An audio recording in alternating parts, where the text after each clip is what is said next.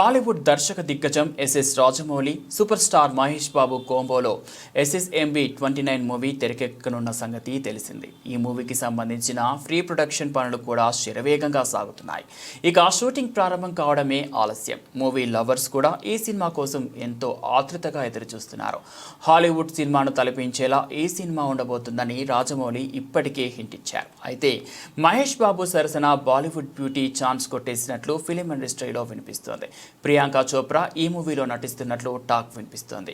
ఈ ఏడాది ఏప్రిల్ తర్వాత ఎస్ఎస్ఎంబి 29 మూవీ షూటింగ్ ప్రారంభం కానున్నట్లు తెలుస్తోంది. ఇందుకు సంబంధించిన ఏర్పాట్లన్నీ కూడా పూర్తయినట్లు సమాచారం. హైదరాబాద్ రామోజీ ఫిలిం సిటీతో పాటు నగర శివార్లలో కొన్ని భారీ సెట్లను కూడా రూపొందించారు. తొలి షెడ్యూల్ వాటిలోనే జరుగుతుందట, తర్వాతి షెడ్యూల్ విదేశాలలో జరుగుతుందట. ఈ సినిమా అధికారిక ప్రకటనకు సంబంధించిన గ్లింప్స్ ఇప్పటికే సిద్ధమైందని, త్వరలో ఇతర నటీనటుల్ని కూడా పరిచయం చేసే అవకాశం ఉందని చిత్ర బృందం చెబుతుంది.